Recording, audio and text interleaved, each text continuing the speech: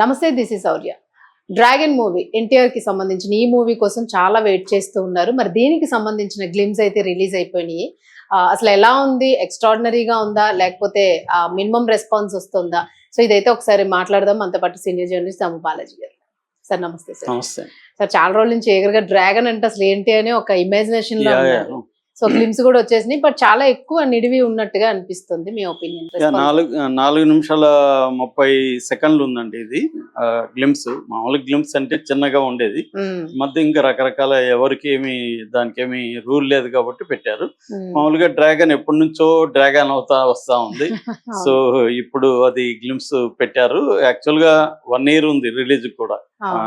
అది కూడా ఇచ్చేశారు 11/6/2027 రిలీజ్. సో 1 year ముందుగా గ్లిమ్స్ వదిలినట్టుగా మనకు అర్థమవుతుంది. సో ఈ సినిమాలో ప్రధానంగా జూనియర్ ఎన్టీఆర్, దాని తర్వాత రుక్మిణి వసంత్, అనిల్ కపూర్, బిజు మీనన్, అస్తోష్ రానా, ఖుష్బు, ఇలాగా మంచి కాస్టింగ్ అయితే ఉంది. మనకు తెలిసి ఇంకా ప్రశాంత్ నీల్ అంటే పాన్ ఇండియా సినిమాలు తప్ప ఆయన ఇంకా వేరే తీడు. ఫస్ట్ తీసిన ఉగ్రం మాత్రమే చిన్న సినిమా అది. అప్పటి నుంచి ఇంకా కేజీఎఫ్, సలార్ 1, 2. సో అలాగా ఆయన పాన్ ఇండియా సినిమాలు తీస్తున్నాడు. సో రెండోది బిగ్ పాన్ ఇండియా అంటేనే big budget, big heroes.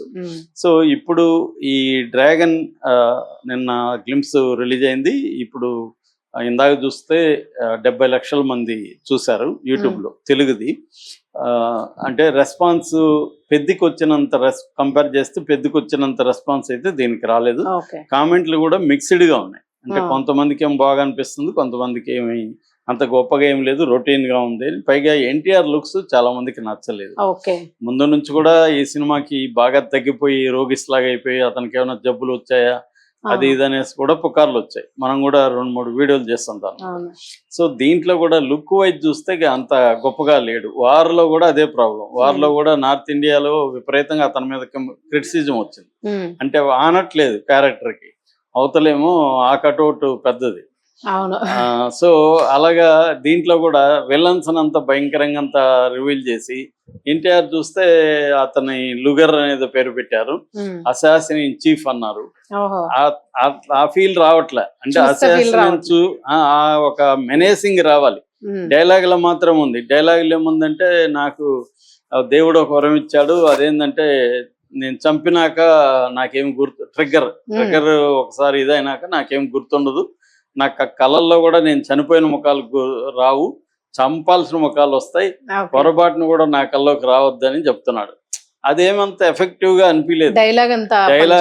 Dialogue effective గా ఎప్పుడు అనిపించాలి, దానికి ఏదైనా ఒక బిల్డప్ వ్యవహారం ఉండాలి. అదేం లేకుండా ఏదో మామూలుగా ఒకడొచ్చి డైలాగ్ చెప్తా ఉంటే అంత ఎఫెక్టివ్ గా లేదు. సో ఓవరాల్ గా ఏంటంటే దీని కథ అయితే రివీల్ అయిపోయింది. కథ ఏంటంటే బ్రిటిష్ వాళ్ళు ఒక ఉపోద్ఘాతం లాగా ఇచ్చారు. నిజానికి అంత గ్లిమ్స్ లో ఇవ్వాల్సిన అవసరం లేదు. గ్లిమ్స్ లో ఎప్పుడు మిస్టరీ ఉండాలి. దాంట్లోనే నువ్వు కథ అంతా చెప్పాల్సిన అవసరం ఉంది. ఆ బ్యాక్గ్రౌండ్ అన్ని చెప్పారు. అంటే బ్రిటిష్ వాళ్ళు ఇండియాకి ఎందుకు వచ్చారు, కాటన్ కు, స్టీల్ కి, స్పైసెస్ కోసం వచ్చారు మనందరికి తెలుసు. ఇదంతా ఈ హిస్టరీ అంతా ఎందుకు చెప్పారో నాకైతే అర్థం కాలేదు. బ్యాక్గ్రౌండ్ లో ఏంటి, ఒక ఓపియం ట్రేడ్ కి సంబంధించి 2 కంపెనీలు, అంటే 2 గ్రూప్స్ కొట్టుకుని ఉంటాయి. ఆ 2 గ్రూపులు, ఒక గ్రూప్ లో ఇతను అసాసిన్ గా ఉంటాడు. ఈ 2 గ్రూపుల్ని పట్టుకోవడానికి ఒక నార్కోటిక్ ఆఫీసర్ ఉంటాడు. ఇది కథ బేసిక్ గా పాయింట్.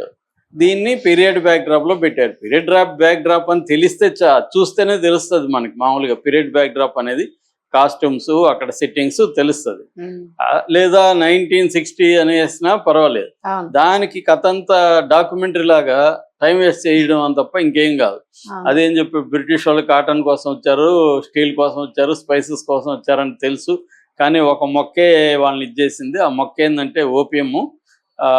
ఈ ఓపియం అనేది దీనివల్లనే వాళ్ళు 250 ఏళ్ళు ఉన్నారు, విచ్ ఇస్ నాట్ ట్రూ యాక్చువల్గా, బట్ సినిమాటిక్ లిబర్టీ. సో దాంట్లో 2 దేశాలు, ఒకటి ఆఫ్ఘనిస్తాను, ఇంకోటి గోల్డెన్ ట్రయాంగిల్.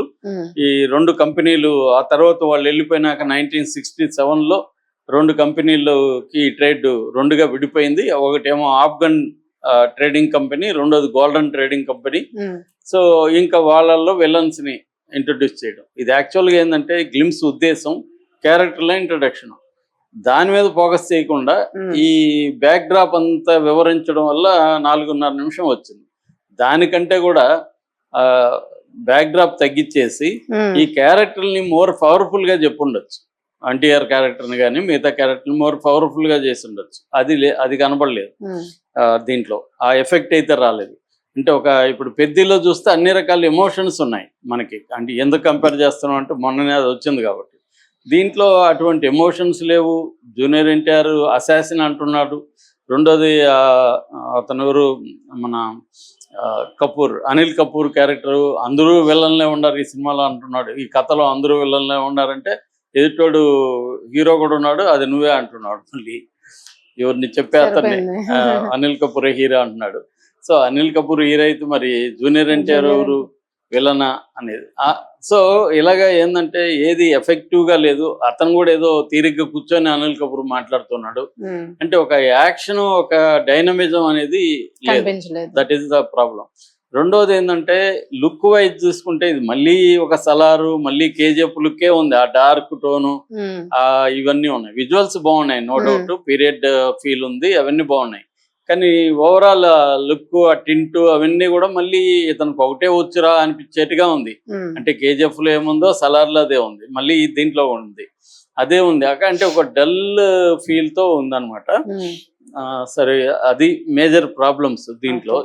అందుకని మామూలుగా గోల్డెన్ ట్రయాంగిల్ ఇవన్నీ ఇంట్రెస్టింగ్ ఆస్పెక్ట్స్. మామూలుగా ఇప్పటికి కూడా గోల్డెన్ ట్రయాంగిల్ అంటే ఆఫ్ఘన్ అంటే అందరికి తెలుసు, ఆఫ్ఘనిస్తాన్. గోల్డెన్ ట్రయాంగిల్ ఏంటంటే 3 దేశాల కోడలు అనమాట.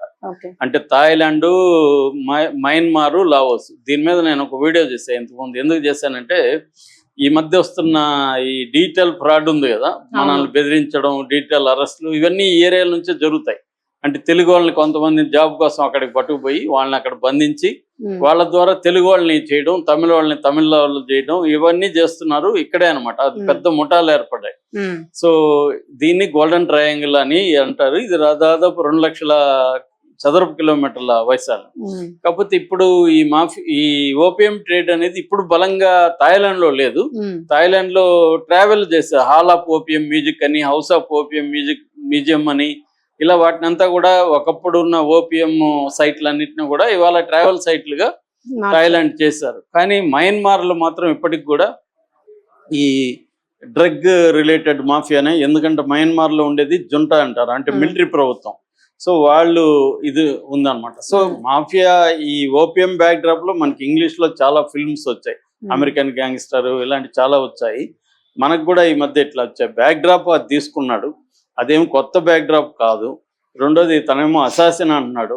ఇతను లుక్కులు చూస్తే ఆ ఎఫెక్ట్ రావట్లేదు. అంటే బాగా ఎవరో పెట్టారు అతని సొట్ట బుగ్గల్లో చాలా, అంటే ఆ బుగ్గలు ఎండిపోయిన బుగ్గల్లో చాలా పెట్టచ్చని. అంత బక్కగా నీరసంగా ఉన్నాడు ఎన్టీఆర్. ఒక అసాసిన్ ఒక లుక్, ఒక మెనేసింగ్ లుక్, అది రాలేదు, ఆ ఎఫెక్ట్ రాలేదు.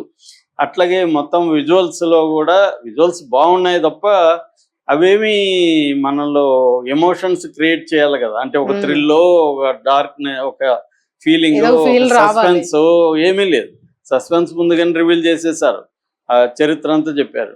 పోనీ క్యారెక్టర్లలో మెనేసింగ్ ఉంటాయి, అవి కూడా లేదు. ఏదో ఒకరిని ఇంట్రొడ్యూస్ చేసి కింద పేరు వేశారు. ఒక ఆఫ్రికా వాడు ఉంటాడు, ఒక ఇంకొకటి ఉంటాడు, అలాగే వేశారు తప్ప వాళ్ళ ఫీల్ ఏంటి, వాళ్ళ క్యారెక్టర్ డిఫైన్ ఏంటి అది లేదు. కింద పేరు వేశారు అంతే, వీడు ఫలానా వాడు, వీడు ఇదని.